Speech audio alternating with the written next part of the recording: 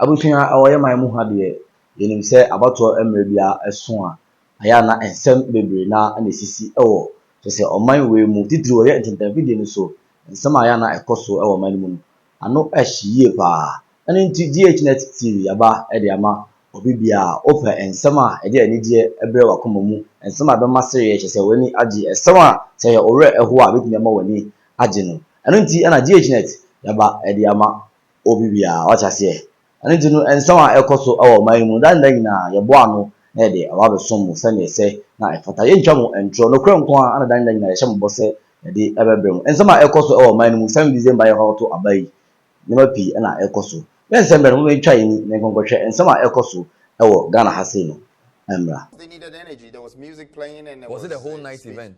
Oh, I think we anticipated to do it within 5 hours. So from like 5, we were looking to close around. We thought that the speeches would start around maybe 7, and by 11, 12, everybody goes home. I see.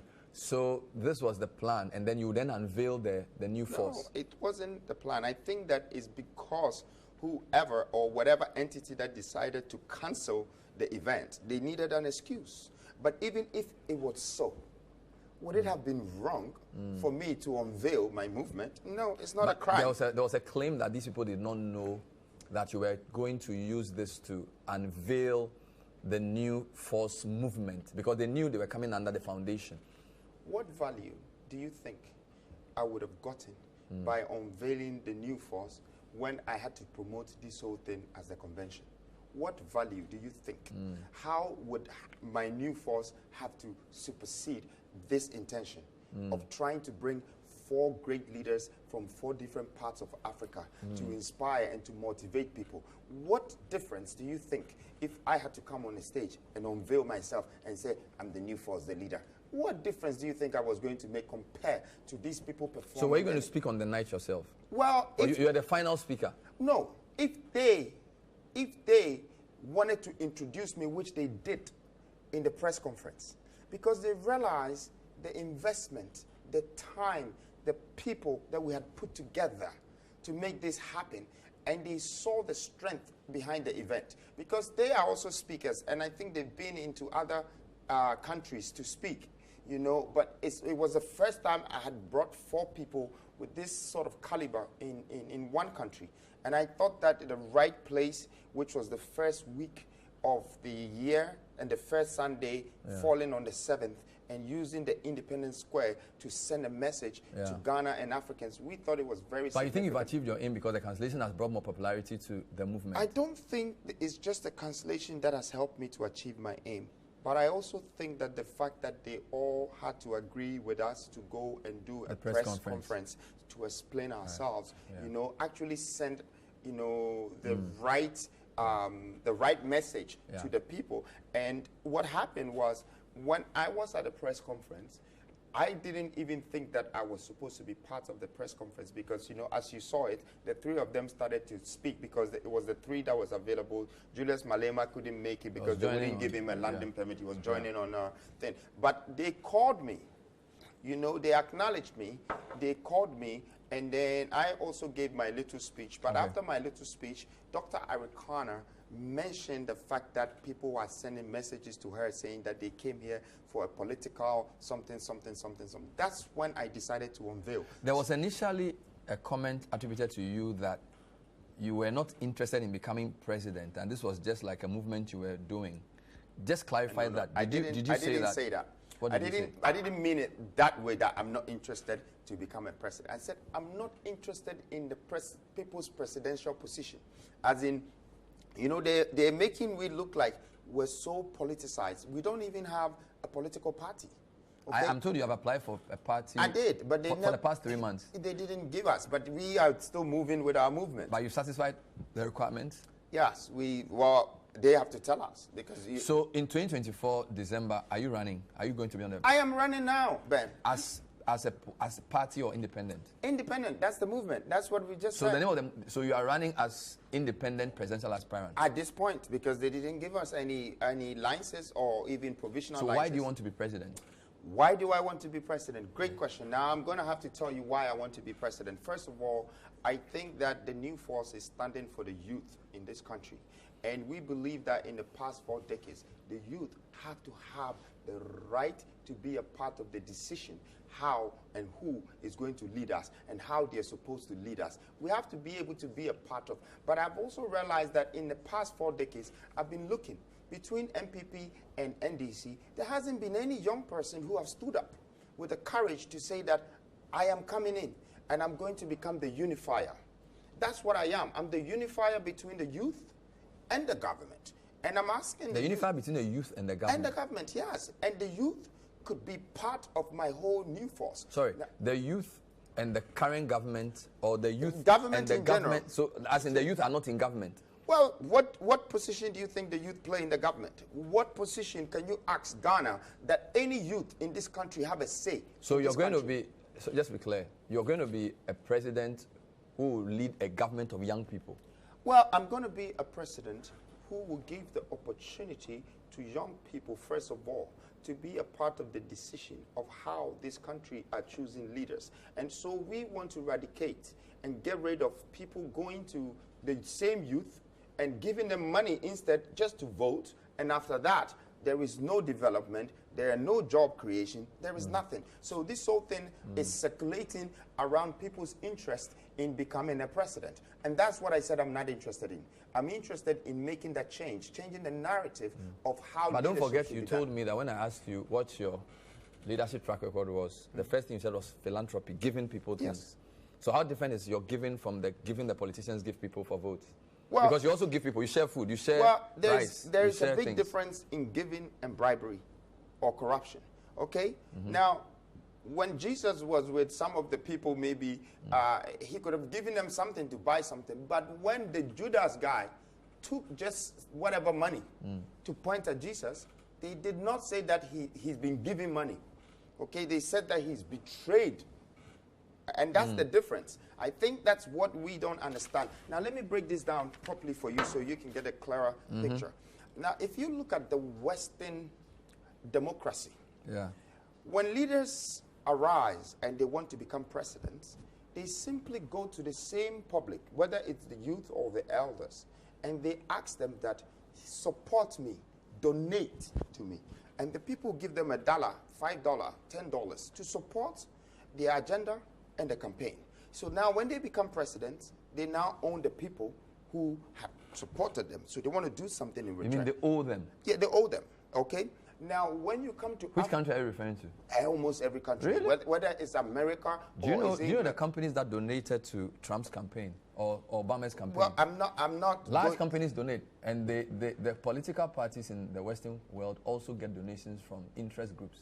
It's not just crowdfunding. Well, I'm saying that they can get that.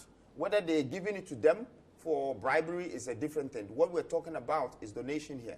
Now, when you come to Africa, the difference is that the leaders go to the people and say, take this money and vote for me. You take this money and vote for me. And when that person obviously becomes president, now you owe him. He has to take what he's giving you. These narratives have to be reversed. So you are going to raise money from the people? Of course. But the youth are the ones you say don't have money. So are you going to get money from you? You see. Or which people are going to raise money from? Look at the history of Peter Obi's story in Nigeria. Some people were broke, but they used their last money to print posters to support him. You know, they believed in his vision. And it's very rare to let people believe. But he didn't win. He didn't win, but you also know that there was whatever, okay? There was what? Well, I mean, you saw it yourself. I mean, the court has cleared the president. Of course, if you are president. So have you identified any young people who will be in your government? I think the young people are the new force. Have you groomed any young person? No. Wait, is there any young person you tip to work with you? Oh, well, there are many. Give me like 2 or 3 of them. There are many, and I can't mention particular names, but I just want you to know there are many young people. There are young people who have come to me and have given me even ideas, the ideas that is working now even as part of our campaign. There are young people who are supporting us with the little that they have and helping us to campaign. There are young people who are coming. They are yet to even understand that we're here and we're standing for them. So what will be the new forces? So that's the name of the movement, right? Yeah. What will be your main priority when you like your main policy? I think is to build a middle-income nation. To build a middle-income nation? Yes. So right now we have a box economy. Okay. What do you mean by middle-income nation? A middle-income nation is when you start from the regions and you start creating all sort of jobs based on the minerals that are attributable resources, reserves in those areas, creating that and creating jobs for them so they don't cross all the way to Accra. Right now, the entire nation is coming to Accra. They're looking for jobs in Accra. They think Accra is a place to find jobs. Accra is choked, so when they get to Accra and they have an opportunity to travel, they all go. But Ghana is already a middle-income country. How so? Ghana has been a middle-income country since at least 2016. How so? Based on categorizations of the World Bank, there are least developed countries, there are middle-income countries, and there are OECD countries. Ghana is a low middle-income country already. So we are going to stand here and talk about the World Bank's analyzation that the same World Bank is what are looking at us go to IMF to take $3 billion to sustain a country that you call a middle-income economy country. How did you put these maths together? I want to ask you this question because I know you know a lot about economics. The IFC gave you money. They also a World Bank. No, fine. Forget them giving you money. If IFC gives you money, it's all wrong. Why should IMF give Ghana money? I want you to answer my question. What's the question? It's not that they gave them money. They went to beg to save the economy. But you are sitting in front of me, and I know you know a lot about economics, and you're telling me that this country is a middle income. No. Wait, please. It's a fact. It's a middle income. So I want you to give me your facts. How then do we go so broke that we lost all the cash in our central bank that we needed to go to, IMF to save us? No, you said you wanted where to make is Ghana, the middle income here? You said you want to make Ghana a low middle income country. I didn't say low. Please, I think you're contradicting yourself. Fine. Low. Ghana is already a middle income country. Ghana is already a low income nation. A low income nation. And that's what I think you Ghana is a middle income nation. No, well, based on the definition of the standard definition. Okay, please. I have given you my proof. I would like you to prove to me how do you call this a middle income nation when we're going to IMF to beg them to give us 600 million so we can support the entire country.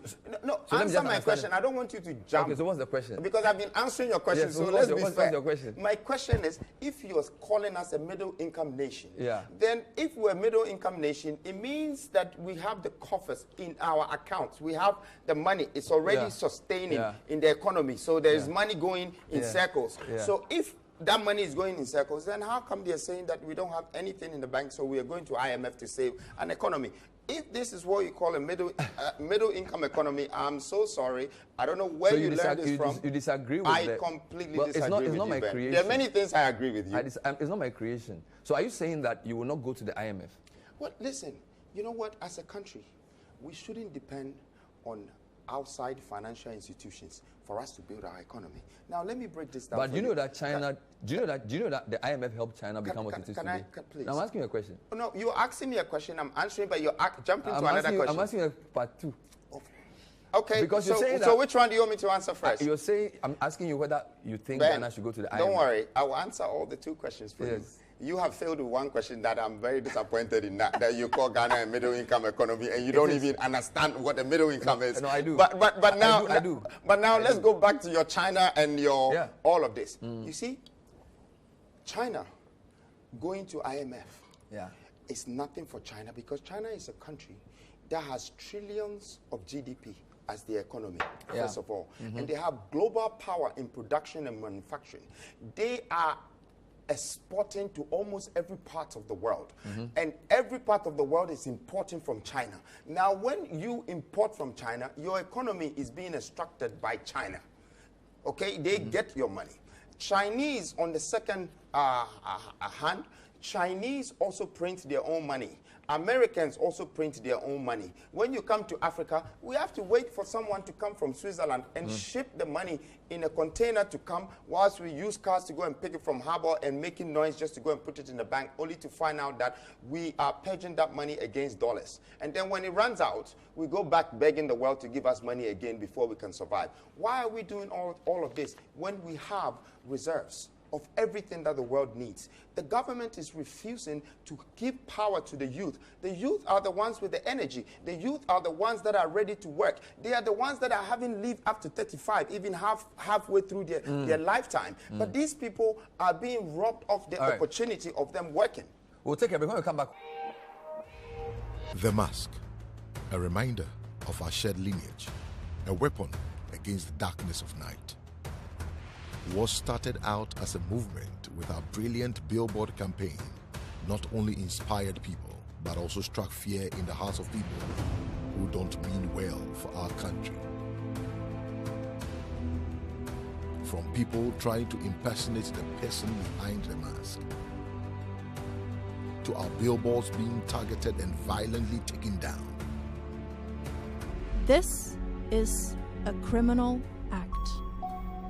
As you can see, this billboard has been vandalized. The faith the people had in our movement was never shaken.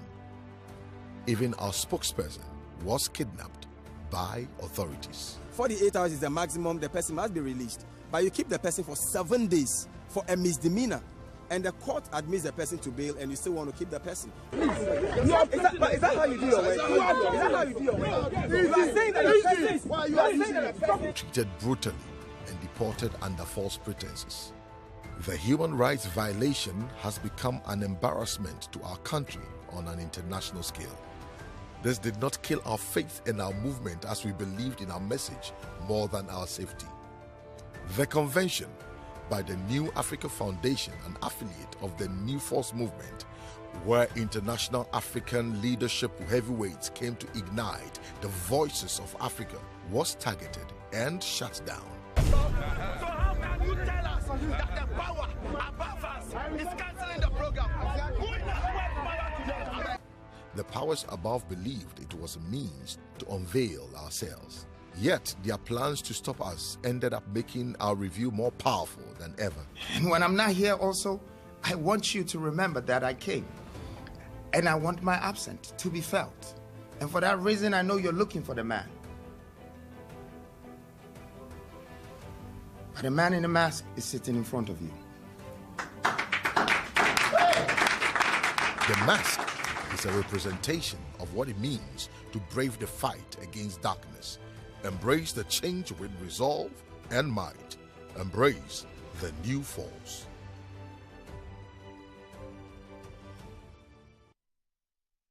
So that's a quick overview of the man. I have to give it to you. That was amazing. Oh yeah? Do I get it? No, your media campaign is brilliant. Thank you. 150 billboards, 16 regions, high resolution. It must have cost a lot of money. It's not the money, it's the impact. And also, it's not the messenger, it's the message. But this is something that I want Ghanaians to understand, what we're doing. It's not because I want to put money on billboards. I want to make sure that I impact the 16 regions that I'm targeting. Okay, I want to be present there. Do you have a political organization on the ground? Do you have like Yes. foot soldiers, for want of a better word? I have 16 offices in all the regions. Okay, and with executives or something yes, like that. Yes, but you are not a party. You're going as independent. Yes, but we started by reading the Constitution, and the requirements of the Constitution said that you should put that. So we have it anyway, and we. No, I'm asking this because you want a social media poll, but there's a view that usually, on campaigning is on the ground. So do you have like boots on the ground? Do you have agents in? Because we have in the last election over 42,000 polling stations. Do you have that inventory? Do you have people on polling stations? We don't fully have that yet. Okay. But I think eventually we would skillfully acquire that sort of resources that we need in the political industry. Would you consider joining forces with an existing party to take advantage of their system? So there's CPP, there's PPP, there's PNC, there's also Alan Chermating as independent. Would you consider any sort of partnership, since you say NDC and NPP are the problem? No, I didn't say NDC and NPP are just the problem. The government of Ghana is the problem. The governance is poor. The governance of the country? It's poor. Okay. So we, like to answer the question you just asked, we haven't made our mind. We didn't think of it that, oh, what we're doing, we might merge with someone. It's not, we're New Force. We're New Force as a movement, And we're standing for the youth because it is important that Ghana becomes a part of this decision making. But what is your ideology? How different is that from, say, the MPP's ideology or the NDC's ideology? What do you describe as the MPP or the NDC's ideology? MPP is center-right, NDC is center-left. So NDC Social Democrat. So then I'm the striker.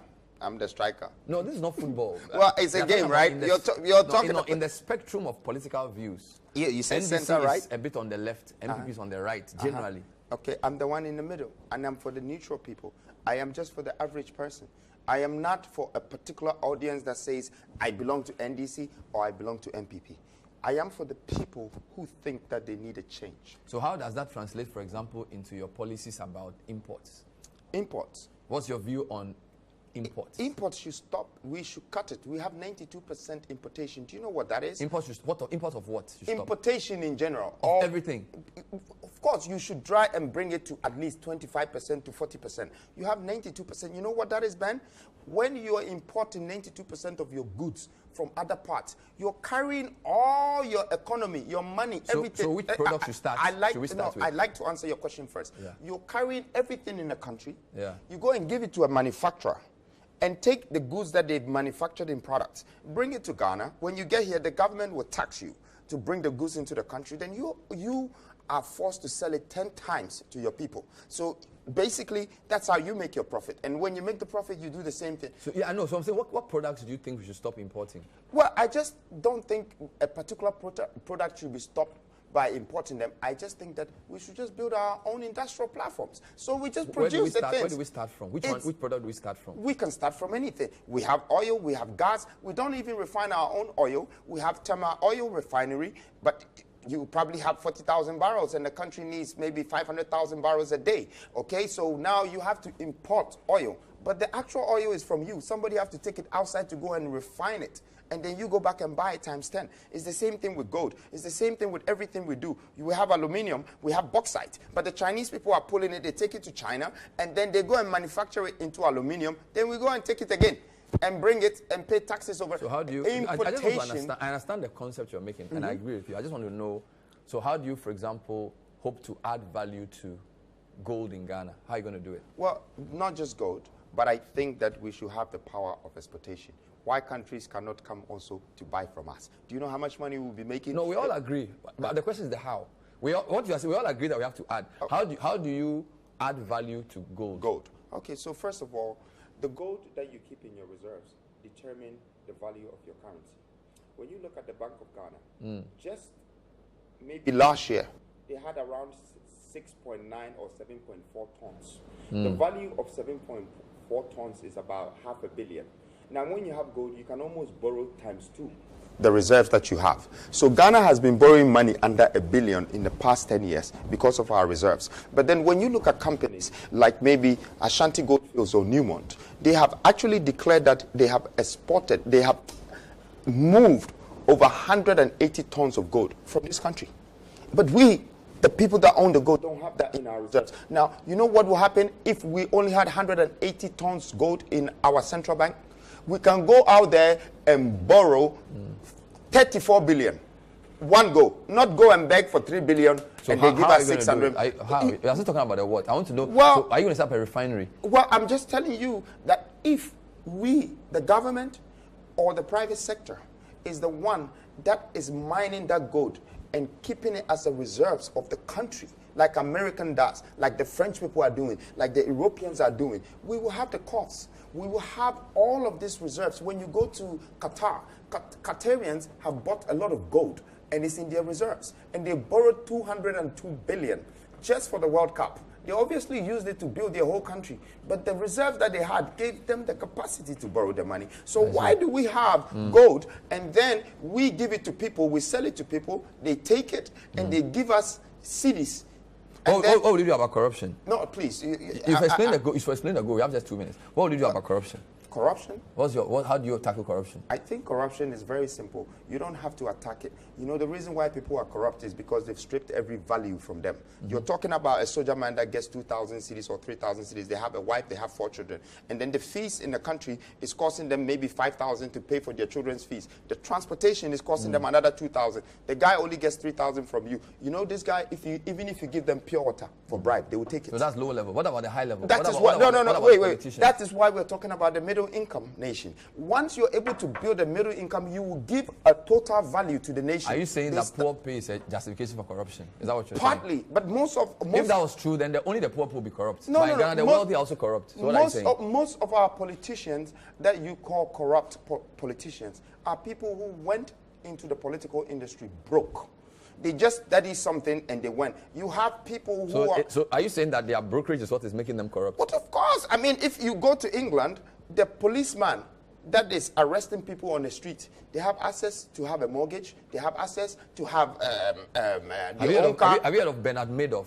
No, please. Bernard Madoff was one of the wealthiest Americans. He was involved in the biggest scandal. He was very corrupt. He was one of the wealthiest 1% of Americans. So I don't know what you're saying. You always have to start from the scratch. Like your theory about poor people and the fact that they don't have good income. It's not just poor people. It's value. I'm not saying poor people. When you take value from people, you force them to do the wrong things to feed the lack of valuation that has been stripped of them. But you can check this analysis. And when you go outside, the people really respect their jobs. To be a teacher, it's like a middle income person. In Ghana, to be a teacher, you can be 6 months without being paid. And you don't even know how to survive. This will definitely let you have a corrupt, not only country, but a continent. And people will come to extract whatever they want from the country. So on December 7th this year, we'll see you on the ballot. Well, we'll see you on the ballot. Well, you don't want to see me? Do you want to see me? I'm sure we will see. Okay, you will see me, but let me ask you a question. If you saw me on the ballot on December 7th, would you vote for me? Because I want to know where your mind is. I want to know if you're still believing in MPP or NDC. I'll bring you back. I'll bring you back to be sure if I agree with all your policies. Now I'm not sure yet. Okay, fine. I'm not sure yet. I think that maybe I'll give you another chance. Well, it's not. You're not giving me a chance, actually. I thought to convince me. No. Convince me. Well, with time, I think so because you know I couldn't explain everything over here. We just had an hour, but for me, I strongly believe that Ghana as a country, we definitely need to become responsible for our own decisions based on who we're choosing to lead us. There's no point choosing a leader who will lead you for 8 years and then you don't get anything out of them based on their own governance or their manifesto. Obviously, any and summer also ahead of 7 December about to Aikwakotono, MPP ni NDC, New Force, Movement for Change, Ghana Freedom Party, parties are hold on now, many abre or streets and so. And we know and a Ghnet TV. Sa and some done in the Bob somewhere and to subscribe and not subscribe Eddie. Am I? We are not like it. No sounds of Ashe Eddie Amami. Chawa sa or comment section. I'm a problem making kind Eddie Amau. King James edit.